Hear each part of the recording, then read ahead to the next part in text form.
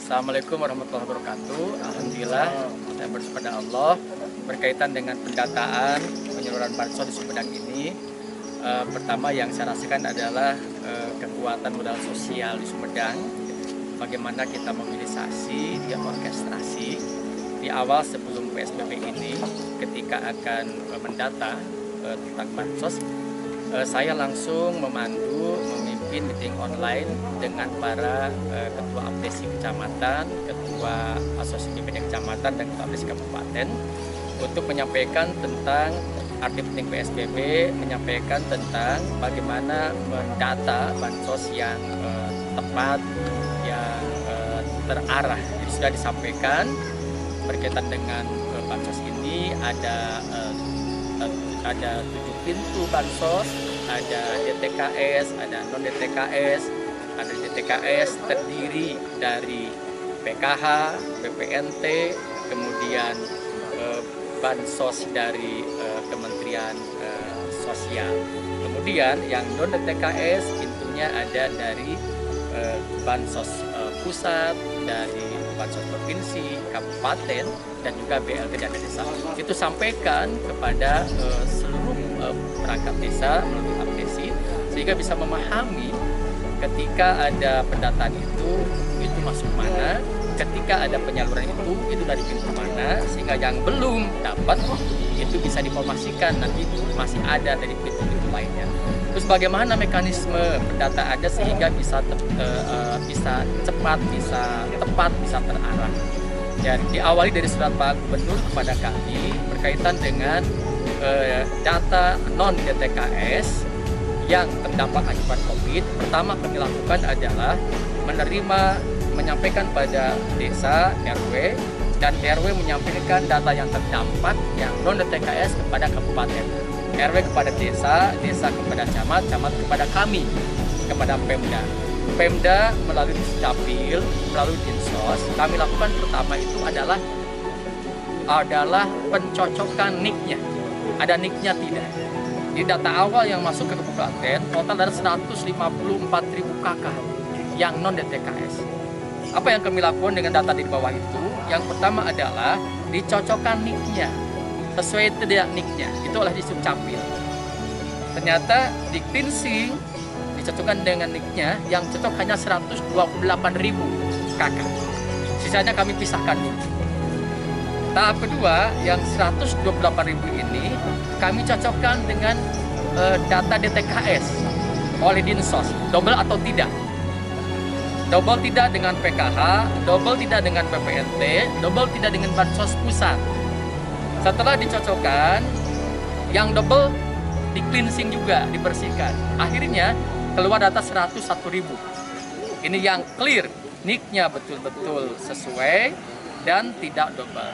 Nah, yang 101.000 ini dipadankan secara manual dulu, baru kami padankan yang kedua melalui aplikasi Sapa Warga.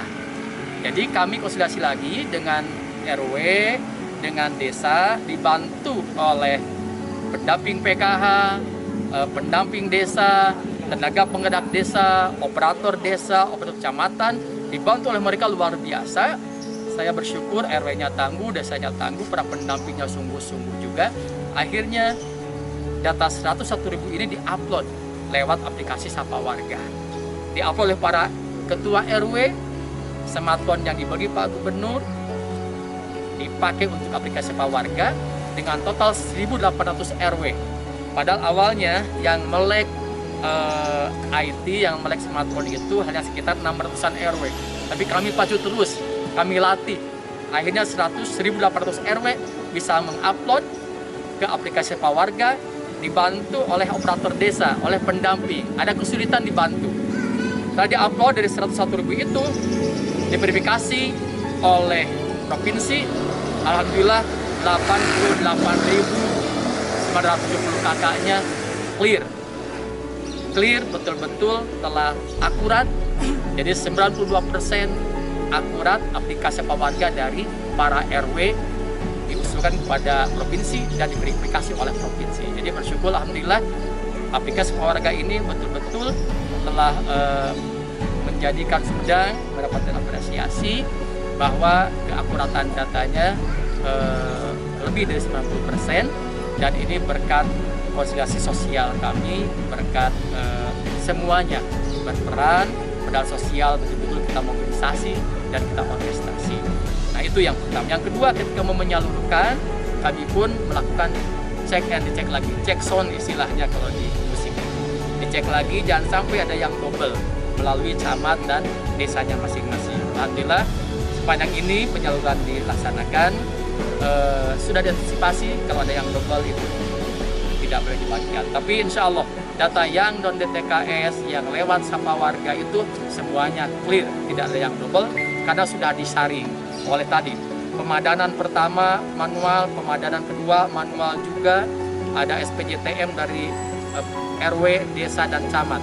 Surat pertanggungjawaban hutang bahwa ini sungguh-sungguh datanya yang berhak. Yang ketiga, validasinya melalui digital. Jadi kami melakukan 2 kali validasi manual dan 1 kali validasi digital melalui aplikasi Sapa Warga, dan insya Allah sekarang kami buat aplikasi Maune namanya untuk mencek tentang kecocokan data orang masuk atau tidak, dan aplikasi itu mengintegrasikan data non DTKS dan data DTKS yang tentunya akan kami integrasikan pula dengan Sapa Warga Provinsi dan data SIKS NG, Sistem Informasi Kesejahteraan Sosial Next Generation.